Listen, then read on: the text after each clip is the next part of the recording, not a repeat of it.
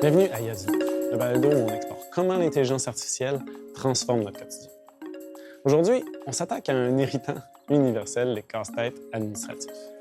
Que ce soit pour demander un remboursement de vol, trouver du financement pour un projet ou remplir les bons formulaires dans le milieu de la santé, le système peut rapidement devenir un vrai parcours du combattant. Si l'IA pouvait remettre un peu d'ordre dans tout ça et surtout redonner du pouvoir aux personnes face à des structures lourdes. Pour en discuter, on reçoit deux invités bien ancrés dans le réel. Thierry Dard, PDG de Appli AI, qui nous montre comment l'IA peut démocratiser l'accès aux subventions, crédits et autres financements, particulièrement pour les entrepreneurs issus de milieux sous-représentés. Aussi, Jacob Charbonneau, président de Vol en retard, qui nous explique comment sa plateforme simplifie les démarches de compensation pour les voyageurs, tout en défendant leurs droits face aux compagnies aériennes. Un épisode qui explore une idée simple mais puissante. Bien pensé, l'IA peut nous libérer de la paperasse, rendre les services publics plus accessibles et faire avancer la justice. Bonne écoute.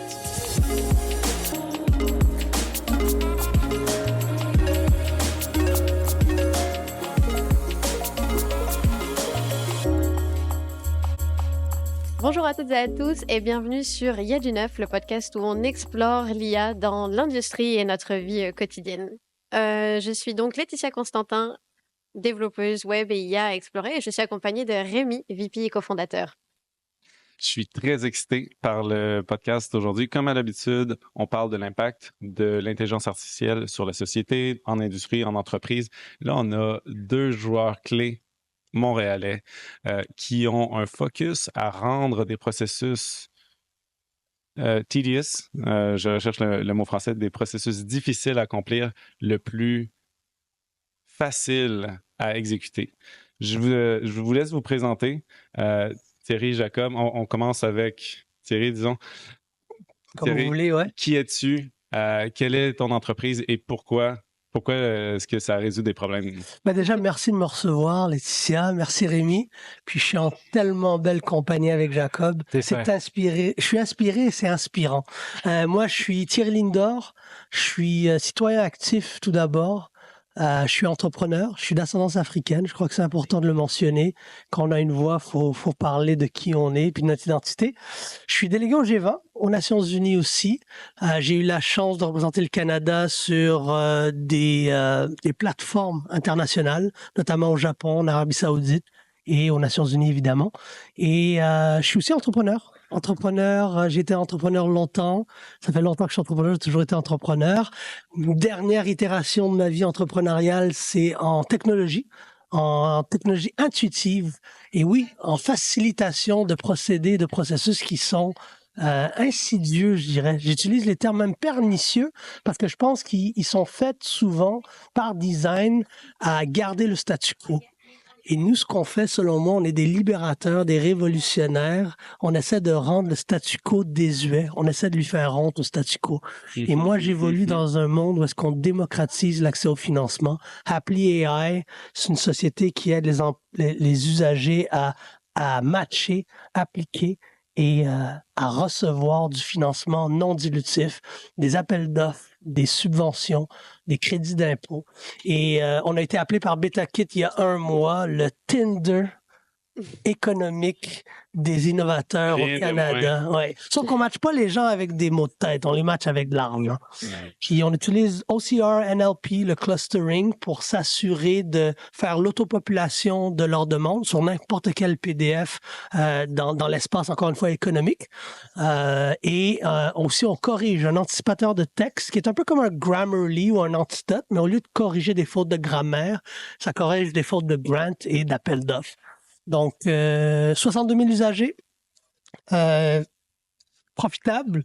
Nos usagers ont eu 70 millions de non-dilutifs en 2 ans et demi, principalement des femmes, des gens de la communauté BIPOC, donc noirs, autochtones ou des personnes de couleur, parce que c'est eux qui ont les grands défis de financement au Canada. Puis quand tu n'as pas de démocratisation de financement, tu n'as pas d'innovation. Donc, voilà ce qu'on fait. Je vais fermer ma grande gueule. Je pense que ça serait au tour de Jacob. Je sais pas ce qu'on peut dire Ouais, après après ça. ça. Là, tu sais. Moi, je suis fier d'être assis à côté déjà. Ben, en fait, Jacob Charbonneau, cofondateur, président de Vol en retard. Vol en retard, ce qu'on fait, c'est qu'on simplifie au maximum. Exact. En fait, on donne l'accès aux droits d'une certaine façon, mais pour les voyageurs aériens, donc on simplifie le processus au maximum pour que les gens puissent obtenir des indemnisations.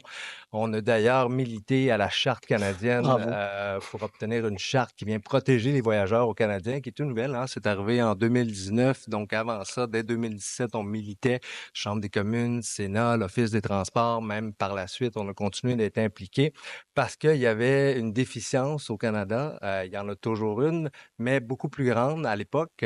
Moins de 2 des gens faisaient des demandes d'indemnisation simplement parce qu'ils n'étaient pas au courant que ça existait. Personne n'en parlait. Mhm. Et c'était extrêmement dur à obtenir. Moi, je viens d'une ligne aérienne. J'ai travaillé 10 ans pour une ligne aérienne, puis j'ai vu comment c'était difficile pour les Ouais. gens d'aller chercher l'argent qui leur était dû, alors que c'était dans des lois. Ça existait en Europe depuis 2004-2005, et les gens savaient simplement pas qu'ils avaient le droit à des indemnisations.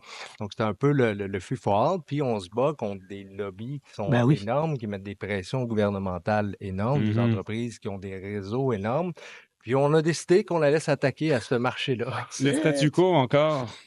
Oui, tout à fait. Hein? Ben, c'est un peu la base de l'entrepreneuriat. Hein? C'est de ne pas accepter le statu quo puis Exact. décider de faire la différence ou de changer quelque chose.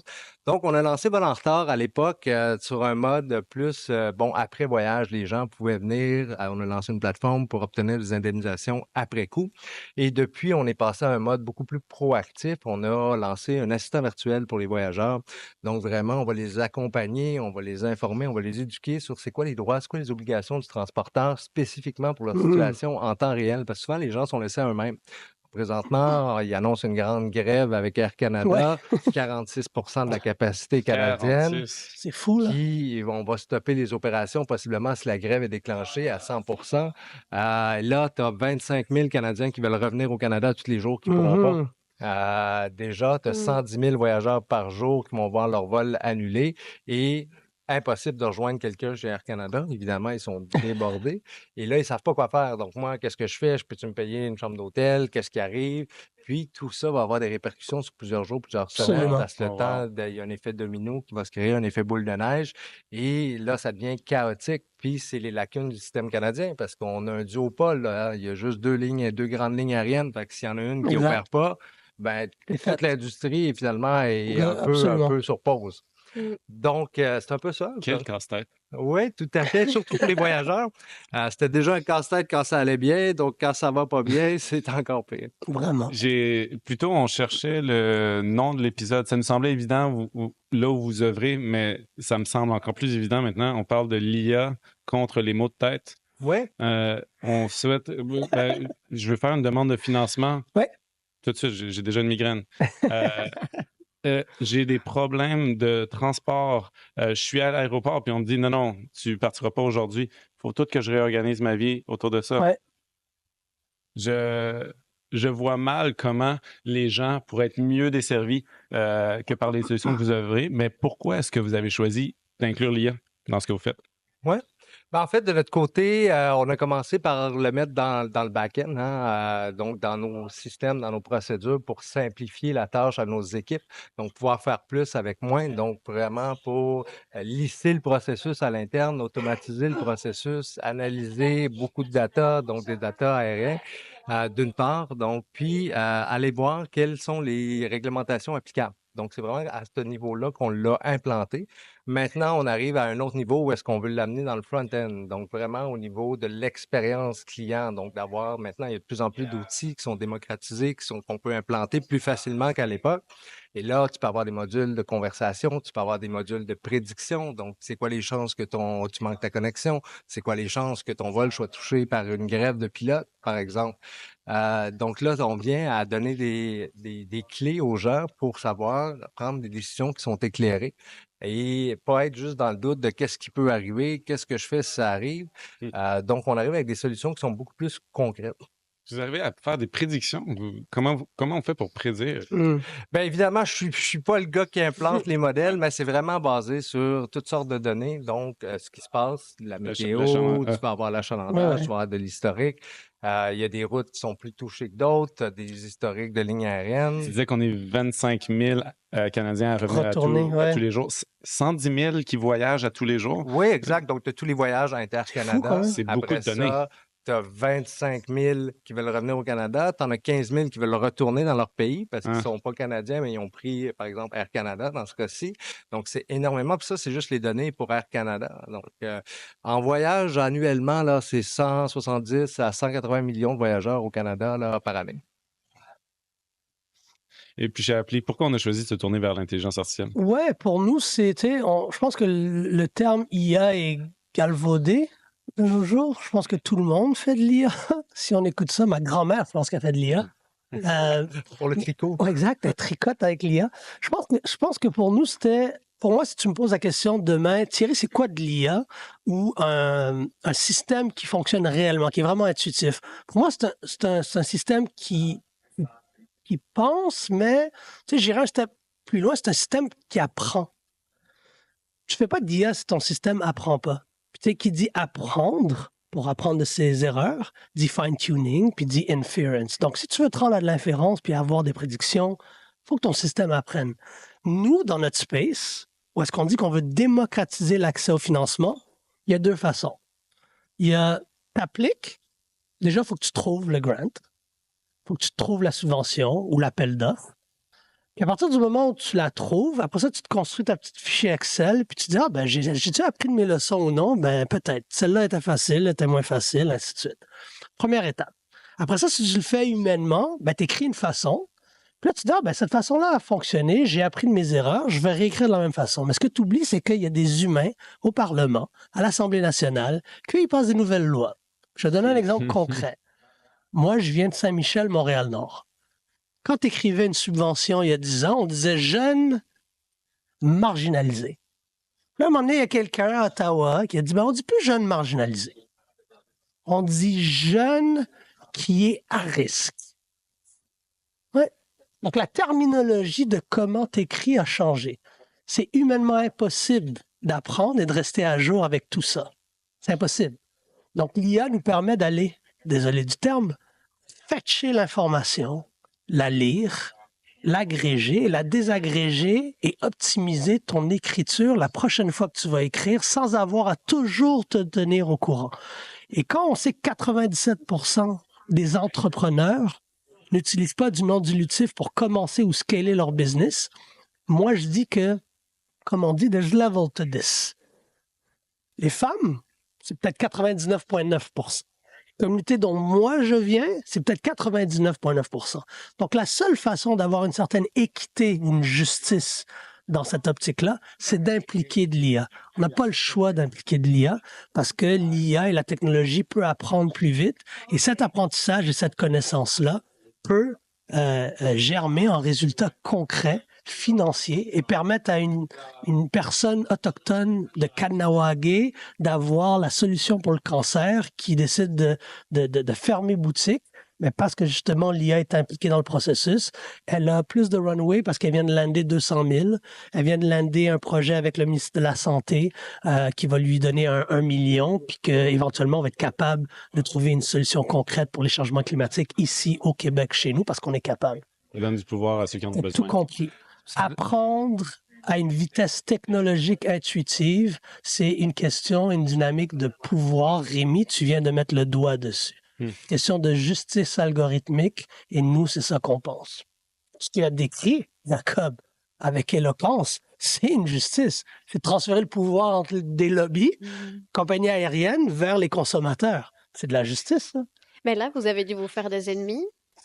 Ouf, En fait, on ne fait pas juste des amis, attaque! mais en même temps, tu as tout le temps une contrebalance. Hein. D'un côté, Bien dit. présentement, tu as le voyageur qui est tout seul, qui connaît pas trop ses droits, qui connaît pas trop le système. De l'autre côté, tu as la grande ligne aérienne qui a des armées d'avocats Exact. et que là, il sait très bien qu'ils ont compris comment la game elle se passe. Et si je dis non aux passagers, je rends ça difficile. Finalement, ils se tannent, puis ou je le ghost, puis Ouais. là, ben, je n'entends plus parler. Exact. Fait que là, les gens, ils se découragent. Ils n'ont pas tant de temps à mettre à ça. Tu sais, en moyenne, on va chercher c'est à peu près 1 000 $ par passager en indemnisation. Mais combien d'années tu vas mettre avant d'aller chercher ton 1 000 $ puis de te tanner puis de dire, ben, finalement, 1 000 $, ça fait 8 relances que je fais à la ligne aérienne. Ils m'ont dit non pour 3-4 raisons différentes. Mais ça va loin, 1 000 $ quand les paniers d'épicerie ont doublé depuis Oui, la mais quand COVID. ça fait 2 ans, tu travailles pour l'avoir puis que tu n'as pas de réponse, Bon point. tu finis par Merci. te décourager. C'est Merci. ça qui arrive. Merci, C'est Puis, ça qui Jérémy. arrive puis présentement. défendre un droit qui devrait déjà être le leur. Ça, c'est dans la loi. C'est ça, c'est Oui. des règles qui... Oui, mais le Ça, système c'est étant fait comme il est, ils sont ahérissant. juges et partis parce que la demande t'a fait à la ligne aérienne puis l'argent sort de leur poche. Ah. Alors là, ils refusent. Et là, si personne ne fait rien, ou Mm. présentement, tu peux te revirer vers l'Office des transports du OK. Canada, qui d'ailleurs ont 74 000 plaintes en attente. 50% des plaintes qui sont Backlog. traitées sont en faveur du passager, mais c'est 18 à 24 mois d'attente. Et Eh là, boy, tout le monde décroche. Tout le monde décroche. Tout le Les monde. gens, ils veulent pas le faire. vraiment. Oui. Fait que Mais c'est il un faut- peu un accès Pour à la rester justice. engagé. Faut que tu restes engagé, ils te demandent une tonne de paperasse, puis là, ils te relancent des questions, puis là, tu Faut reçois une avoir le réponse de la ligne temps. aérienne. Faut avoir le temps. Puis il Ouais. faut que tu connaisses ça. Tu n'es pas un spécialiste de tes droits. Alors que de l'autre côté, tu as une armée d'avocats qui Exact. répondent aux questions puis Mhm. qui te sortent des textes de loi. Exact. Et là, ça marche comment? Alors concrètement, demain, puis j'ai déjà pris l'avion plusieurs fois aussi, j'ai déjà eu du retard, on a déjà perdu ma valise. Première fois, je me disais, comment je fais? Je viens d'arriver en France, mes affaires sont toutes au Canada, je fais comment? Et Adam m'avait dit, ah ben, je pense que c'est 100 € que vous pouvez prendre pour des biens immédiats, du N'importe dentifrice, une brosse à dents, Ah, un t-shirt. ouais. Je fais, 100 €, c'est pas beaucoup, on va aller vite, hein. Heureusement, Ouais. c'était l'été, donc je fais de tongs et un short. Mais après ça, même sur le coup, j'ai pas osé, j'ai dépensé moins. Parce que j'avais peur que ce soit super long à me Ouais. rembourser, Ouais. que je dois montrer, ah, bah, j'avais tel reçu à tel moment, Ouais. puis le vol, la valise. Bon, ça c'est bien fait, mais il faut oser le faire. Et là, Ouais, la ouais. solution, comment est-ce qu'elle vient aider l'usager justement? Ben, les bagages, c'est l'exemple parfait, hein, parce qu'au Canada, on a le droit jusqu'à 2 300 $ de remboursement de dépenses lorsque la valise est en retard. Donc, par contre, ça doit être des dépenses qu'on utilise. Tu as dit combien d'argent? 2 300 Puis il a $. dit 100 Moi, j'ai euros? dit 100 Ça- euros. Donc, il y a beaucoup de Ma valise est arrivée avec 2 jours de Un retard. gap Trois de jours. 200 $, il y a ouais, beaucoup de 2000 $. désinformation dans tout ça. Ils ont le droit de faire ça? Ben, en fait, si personne se Tu le plaint, sais pas. tu sais, qui va aller se plaindre de dire ils m'ont pas donné la bonne information, c'est tout un autre processus. Ouais. Puis au final, quand le processus de plainte, le passager gagne rien, il fait juste plaindre. Puis oui, il peut y avoir une amende administrative qui va être versée, mais il y a très peu d'amendes, disons-le, qui sont en fait émises par l'Office des transports. Donc, dans une situation comme celle-ci, en fait, notre assistant virtuel va te guider pas à pas. Donc, qu'est-ce que tu Ouais. dois faire? Faire ta déclaration à l'aéroport, la première étape. Après ça, voici les montants que tu as le droit. Fournis par photo tes reçus. Puis nous, on fait la réclamation en temps réel. Tu obtiens 100% du montant directement de la ligne aérienne. Ok. Et du coup, en termes de business model, si c'est 100% pour Ouais. l'usager, comment vous fonctionnez pour faire vivre tout ça? C'est une excellente question. Donc, dans le modèle de notre assistant virtuel, c'est un frais. Donc, on le vend présentement 25 $ par voyage ou 35 $ pour OK. une couverture annuelle. Fait du Donc, sens. les gens qui voyagent un petit peu, ben, ils sont couverts à l'année, non limité de voyage. Puis, c'est vraiment l'intelligence artificielle qui nous permet de descendre les prix à ce niveau-là parce qu'on peut automatiser Ouais. derrière. Donc, c'est un SaaS. Oui, exact. Ouais, annuel. Vous avez une plateforme, donc, pour ça. Oui, exactement. C'est comme appli. Donc, sur l'appelesprit.com, les gens peuvent s'inscrire. On le distribue via les agences de voyage, certains assureurs, puis d'autres qui s'en viennent là, prochainement. Good. Nice. Ça, c'est bien, effectivement. Si en prenant le vol, c'est dans l'assurance, je prends jamais d'assurance en plus du vol, Ouais, mais ouais. là, de se dire, tu disais, c'est 25 $ à l'année? 35 à l'année. 25 $ par voyage ou 35 $ pour une Moi, je le couverture prendrais, annuelle. 35 Ah, à moi l'année. aussi. C'est Il simple, suffit de hein? faire un Clairement, je le voyage une prends. fois, T'as un ça client. vaut le coup. Tu as 3 clients. Ouais. Exactement. Mais le défi, nous, c'est effectivement de faire connaître le produit et de faire connaître les droits des passagers parce qu'il y a encore beaucoup de gens qui ne savent pas qu'ils Ouais, ont le droit des pas au indemnisations. courant. Tu me disais un pourcentage plutôt de gens qui qui pourraient réclamer une indemnisation. C'était combien déjà? C'est 91% des gens qui vont pas jusqu'au bout du processus de leur indemnisation. Ça, c'est près de 13 milliards par année qui est laissé sur la Sur la table table. et qui n'est pas récolté. Tu sais, on parlait de l'argent Ah que tu ouais. peux aller chercher. Ah ouais. Ben, quand Il est tu là, prends là. tous ces montants-là Ah et ouais. tu les mets ensemble, ça, c'est l'argent qui reste dans les poches des lignes aériennes. Puis de tous les Mm. vols qu'il y a, c'est quoi la proportion des vols qui sont annulés, qui causeraient un frais? Oui, parce que quand on regarde juste les vols retardés annulés, c'est des gros pourcentages, tu vas être dans les 65%, mais quand tu regardes ceux qui donnent droit à des indemnisations, là, on parle environ de 7% des vols. Ça fait du sens. Je dirais que la grève, là, ça... Ça va augmenter. Ouais. Mais en fait, avec la grève, c'est plus que juste l'indemnisation, c'est toute la prise en charge. Puis ça, c'est un autre élément. Les gens, quand on dit sont laissés à eux-mêmes, c'est qu'ils savent pas c'est quoi le devoir de la ligne aérienne. En fait, quand on va les retarder, là, si on enlève l'aspect de la grève, après 3 heures, ils devraient trouver un autre départ sur une ligne aérienne avec qui ils ont une entente commerciale. S'ils peuvent pas trouver un départ dans les prochaines 9 heures, ils devraient déjà trouver un billet sur n'importe quelle ligne aérienne avec qui ils n'ont pas d'entente commerciale. Et ça, c'est quelque chose que les lignes aériennes ne font jamais. Jamais. Et c'est quelque chose que les passagers ne savent pas, donc ils ne peuvent pas le demander. Alors ça, c'est le type d'information qu'on va donner en temps réel aux passagers sur le champ. En temps réel? Oui, exactement. Exact. Mon C'est à avion va les l'aéroport, retarder, qu'est-ce que je fais? tu viens d'avoir Exact. un retard de vol, tu vas recevoir un SMS qui va te dire « Hey, by the way, ton vol T'as est en droit à retard ça, depuis ça, 3 ça. heures. Ouais. Savais-tu que la ligne aérienne doit faire ça, ça, ça, ça, ça? » Prends mon argent. Est-ce que c'est un droit ou c'est une pratique courante ou est-ce que c'est un droit? C'est dans la loi. C'est C'est dans la loi, en fait. Dans doivent la te- réglementation canadienne de protection des passagers aériens, c'est écrit. Je vole après-demain, donc sur ça, je me renseigne L'argent, live. tu vas être paré pour le... Là, on parle d'un billet, les gens qui sont vulnérables, finalement, on prend presque avantage d'eux. Clairement. C'est un peu la communauté aussi que vous visez, ceux qui disent il y a de l'argent, mais vu que tu le sais pas, tu es défavorisé par rapport à ça. Exactement. Ceux qui le savent, il y a un avantage, puis ceux qui le savent, ils l'utilisent Ils à tonnes. l'utilisent, exact. C'est pour ça que très bon point, Rémi. Tu sais, on regarde ça souvent dans notre créneau, dans notre verticale. Les gens qui landent les financements, c'est ceux qui peuvent se permettre les gros. On les connaît, les gros, pas besoin de les nommer, mais tu payes le prix pour. On va te lander ça, mais on va te charger une commission. Les gens qui sont plus à risque de ne pas avoir ce type de financement-là, ce sont évidemment des gens qui sont plus vulnérables. Mais ça ne veut pas dire pour autant, puis n'importe qui ici peut relater à ce que je m'apprête à déposer dans la conversation, c'est n'importe quelle personne va te dire la clé de l'entrepreneuriat, c'est de solutionner un réel problème.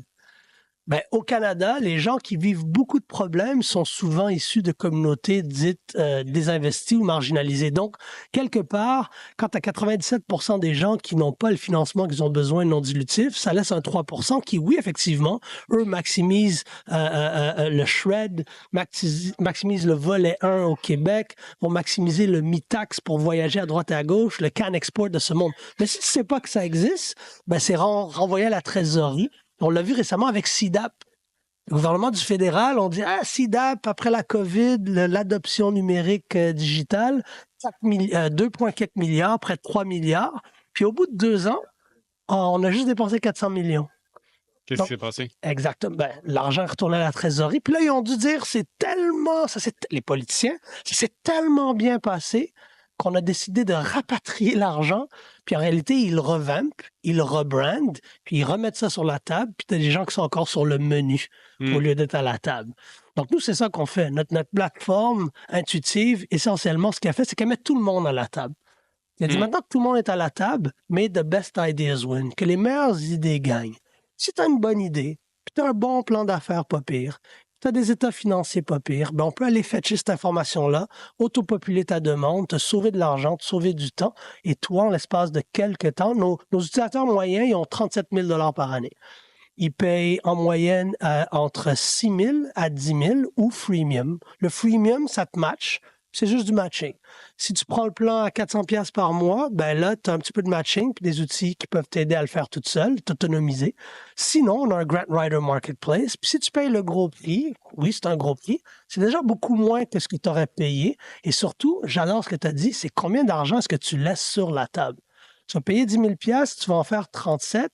Ça exclut le shred. Puis Ça, le c'est temps que tu sauves aussi, tu sais, quand 100%. tu es un entrepreneur, tu veux te concentrer sur ta business, sur ton produit, tu veux pas C'est être ton tout le plus temps en grand train de asset, c'est chercher, ton temps. Ouais. chercher du Puis on sait que c'est financement. juste ça qu'on fait. Qu'on soit en fundraising mode ou non, on dilue notre créativité à essayer d'embaucher du bon monde, à faire des deals, à des cycles de vente qui sont plus longs, à essayer de remplir des demandes de subventions, de rentrer dans tel accélérateur, incubateur. Et l'écosystème est fait.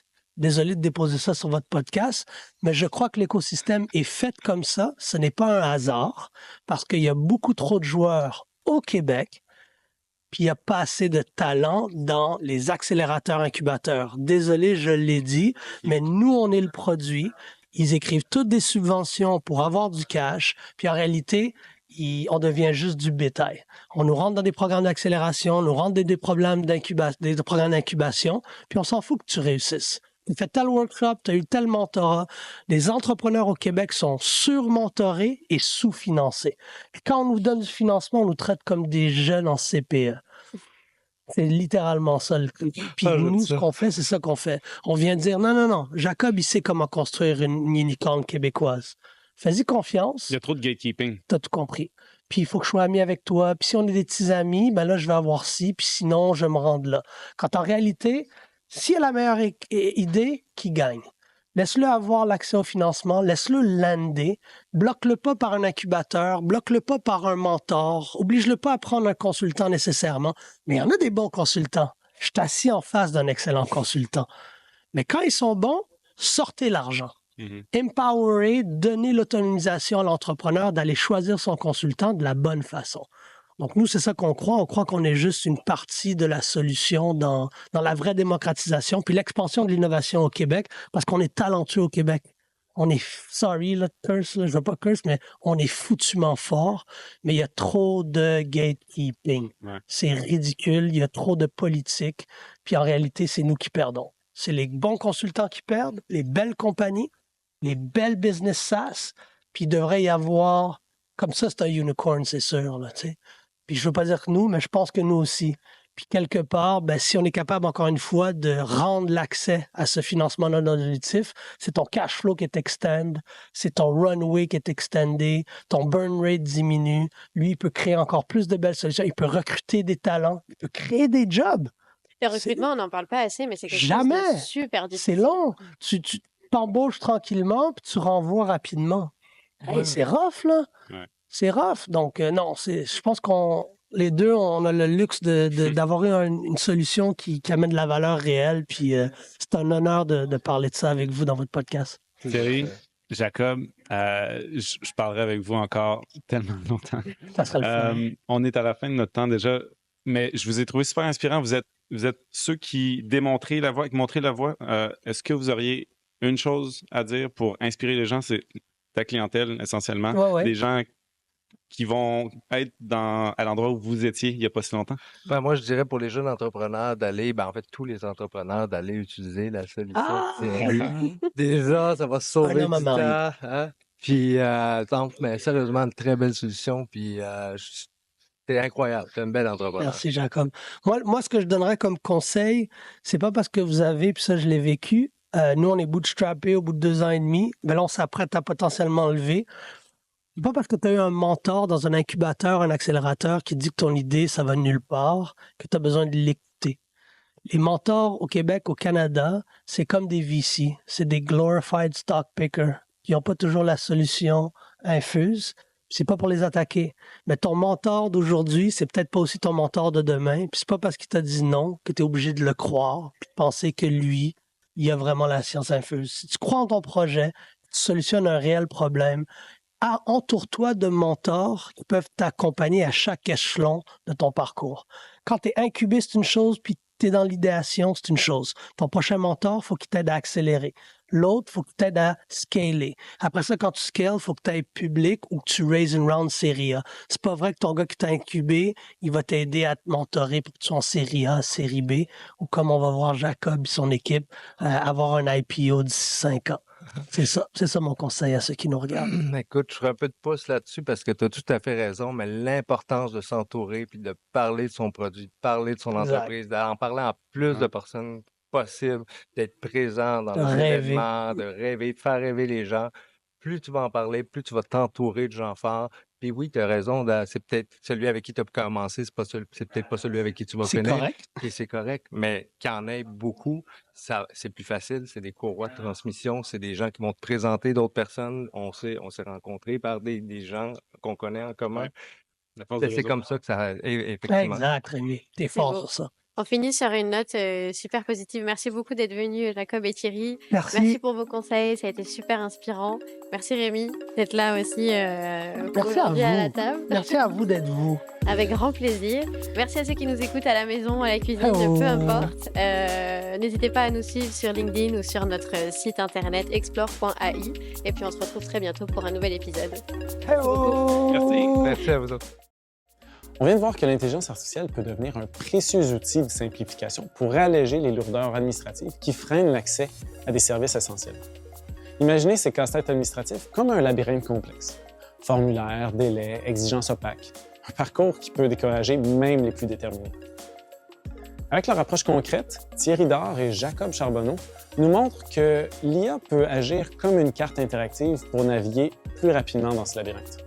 Thierry travaille à rendre les demandes de financement plus accessibles, tandis que Jacob simplifie les réclamations de voyage avec des outils qui redonnent le pouvoir à l'utilisateur. Et si vous avez écouté notre Vox Pop hors saison sur YouTube, vous avez peut-être découvert Admi, aujourd'hui connu sous le nom de Askaya. Cette jeune pousse montréalaise utilise aussi l'IA pour aider les personnes immigrantes à naviguer les démarches complexes des visas d'études et de travail. Chacun à leur manière contribue à ouvrir des portes, réduire les détours et à rendre le système plus juste, plus humain, plus fluide. Alors que l'administration semble parfois conçue pour tester notre patience, l'IA, bien utilisée, peut nous aider à reprendre le contrôle du parcours. À bientôt pour notre prochain épisode.